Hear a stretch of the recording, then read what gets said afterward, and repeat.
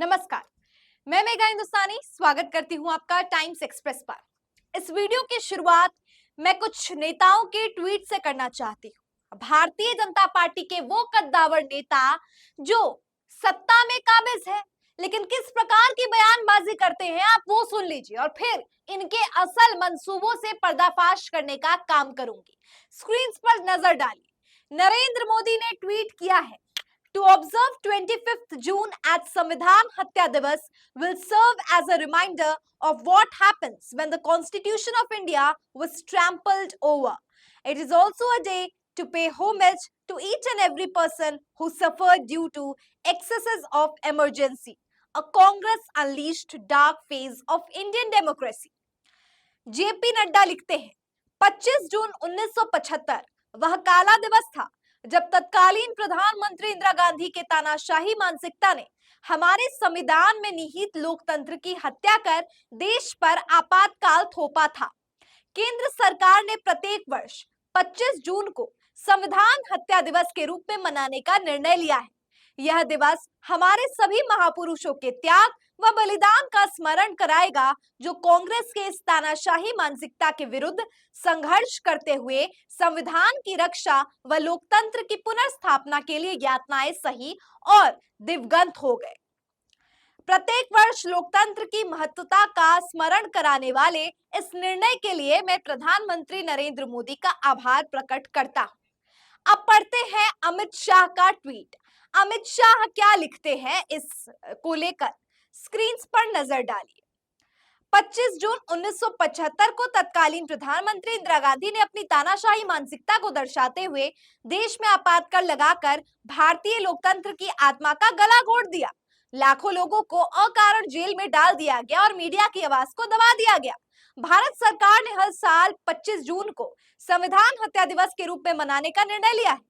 यह दिन उन सभी लोगों के विराट योगदान का स्मरण कराएगा जिन्होंने 1975 के आपातकाल के अमानवीय दर्द को झेला था।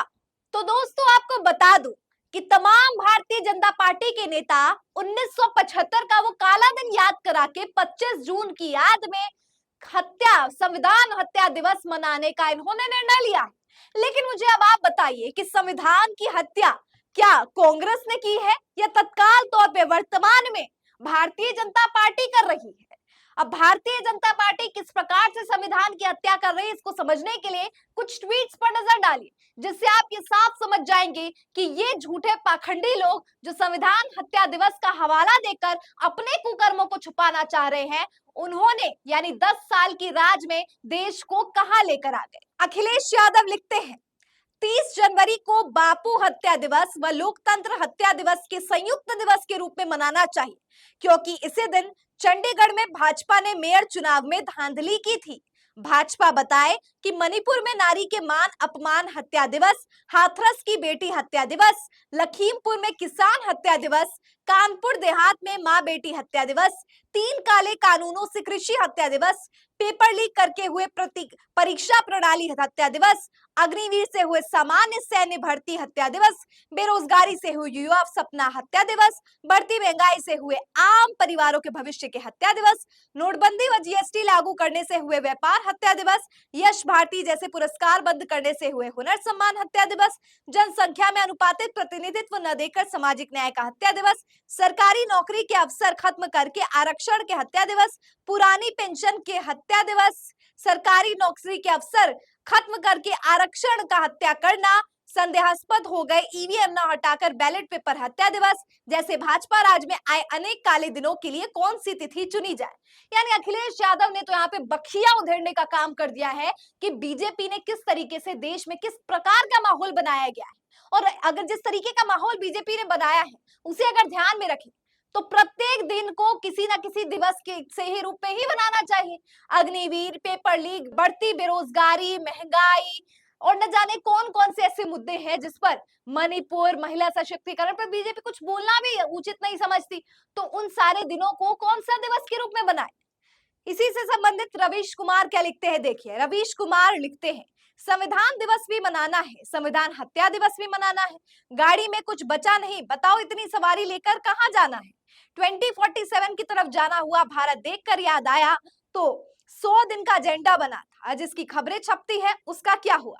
यानी यहाँ पे बताया गया है कि सोर्स से बहुत सारे क्षेत्रों में हम कितना बुरा परफॉर्म कर रहे हैं, हमारी अर्थव्यवस्था कहाँ जा रही है, युवाओं का भविष्य कहाँ जा रहा है, कितनी ज्यादा बेरोजगारी महंगाई जो है वो खाई जा रही है। और इस बीच हम किस प्रकार की बातें कर रहे हैं कि नेहरू के समय ये हुआ, इंदिरा के समय ये हुआ।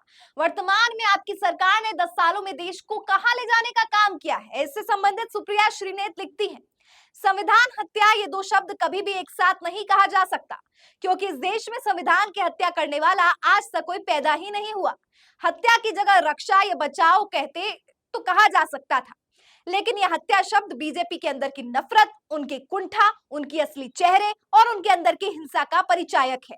असलियत यह है कि संविधान बदलने की बीजेपी की साजिश नाकाम हो गई और इस देश की जनता ने उनके षड्यंत्र का पर्दाफाश कर दिया।